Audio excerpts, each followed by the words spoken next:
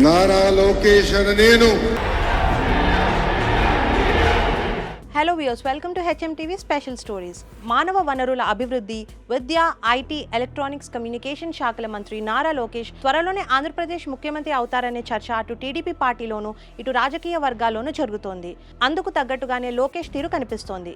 ముఖ్యమంత్రి చంద్రబాబు నాయుడు కొడుకుగా వచ్చిన ప్రతి అవకాశాన్ని అందిపుచ్చుకొని ముందుకు దూసుకువెళ్తున్నారు. తెలుగుదేశం పార్టీ వ్యవస్థాపకులైన తాత నందమూరి తారక రామారావు, తండ్రి నారా చంద్రబాబు నాయుడులను రాజకీయ దిగ్గజాలుగా, ముఖ్యమంత్రులుగా చూస్తూ పెరిగారు లోకేష్. నరనరాల్లో రాజకీయం నాటుకుపోయింది. దానికి తోడు కామోగి మెలన్, స్టాన్ఫోర్డ్ లాంటి యూనివర్సిటీస్ లో ఉన్నత చదువులు చదివి బ్యాంకింగ్ మరియు వ్యాపార రంగాల్లో కూడా అనుభవం సాధించారు. మొదటిసారి మంగళగిరిలో ఓడిపోయి ఎమ్మెల్సీగా మంత్రి అయ్యారు. రెండవసారి అదే మంగళగిరి నియోజకవర్గ ప్రజలు ఎలక్షన్ లో లోకేష్ ని 90,000కు పైగా భారీ మెజారిటీతో గెలిపించారు.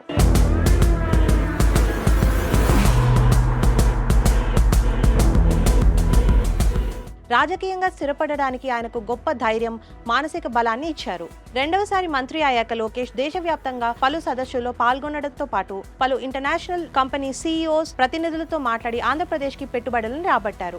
రాష్ట్రంలో యువ జనానికి ఉద్యోగ కల్పనకై నిరంతరం శ్రమిస్తున్నారు. టీడీపీ జాతీయ ప్రధాన కార్యదర్శిగా పార్టీని బాటలో పెట్టడానికి లోకేష్ చాలా వ్యూహాత్మకంగా వ్యవహరిస్తున్నారు. పలు కార్యక్రమాలు చేపట్టి కార్యకర్తల అభిమానాన్ని అందుకుంటున్నారు. కార్యకర్తలను అన్ని విధాలుగా ఆదుకుంటూ ముఖ్యంగా యువ కార్యకర్తలను లోకేష్ బాగా ఆకర్షిస్తున్నారు. తండ్రి చంద్రబాబు నాయుడు కూడా దేశ విదేశాల్లో లోకేష్ ని తన వెంట తిప్పుకుంటూ రాజకీయ పాలన వ్యవహారాలన్నిట్లో తర్ఫీదు ఇస్తున్నారు. లోకేష్ కూడా తండ్రి వెంట ఎంతో బాధ్యతగా పర్యటిస్తూ పార్టీ రాజకీయ పాలన వ్యవహారాలన్నీ అవపోసన పట్టారు. ఏ అవకాశాన్ని వదులుకోవడం లేదు. వచ్చిన ప్రతి అవకాశాన్ని తనకు అనుకూలంగా మలుచుకుంటున్నారు.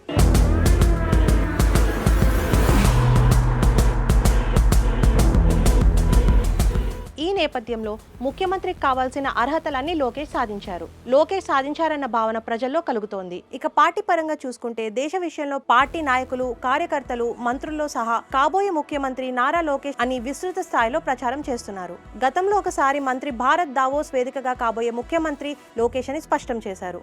కాబోయే ముఖ్యమంత్రి కూడా మన లోకేష్ గారు ఫ్యూచర్ లో. సినిమా నటుడు శివాజీ కూడా అదే అభిప్రాయం వ్యక్తం చేశారు.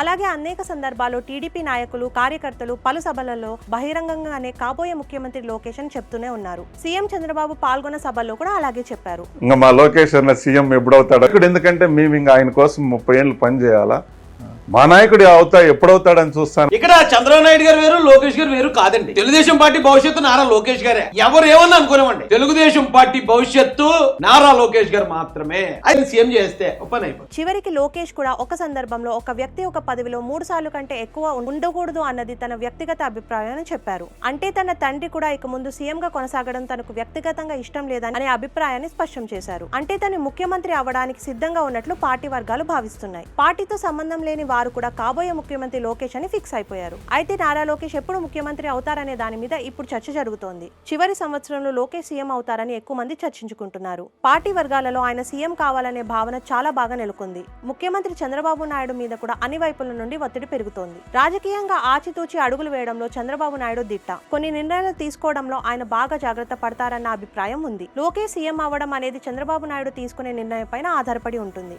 ఆయన నిర్ణయం కోసమే లోకేష్ దగ్గర నుండి కార్యకర్తల వరకు అందరూ ఎదురు చూస్తున్నారు.